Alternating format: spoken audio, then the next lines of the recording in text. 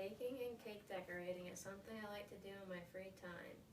Everything I know is either from TV, the internet, or self-taught. I have no professional experience. Decorating cakes takes time and patience. I learn by making mistakes. What exactly goes into cake decorating? The first thing I do when I decorate a cake is think of an idea. A lot of times I'll look on the internet for inspiration. When I know what I want to do, I will make sure I have all of my supplies. I will find the right recipe to bake. Sometimes I'll make my cakes from scratch, and sometimes I'll use a box mix from the store. If you want to make a tall cake, you should use a really dense recipe so it can support its own weight. You might have to use dowels too to help support the cake. Once the cake is done baking, then you let it cool so you can fill and stack the cake. You could fill a cake with different things like fruit, chocolate, or usually frosting. When you're done stacking the cake, you'd usually carve it into whatever shape you want.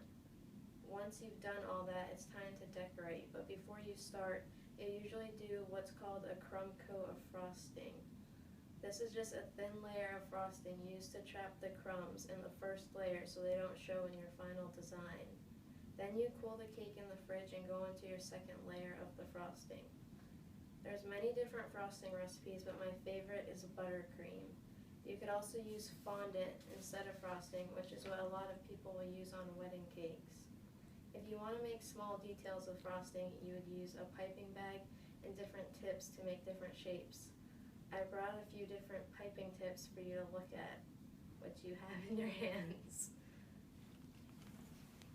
This is the process I go through whenever I want to decorate a cake. I'll design it in my head, bake, and then execute the decorations with frostings. It can take a while and be messy, but to me it's worth it because it's something I like doing. I have enjoyed doing it for a few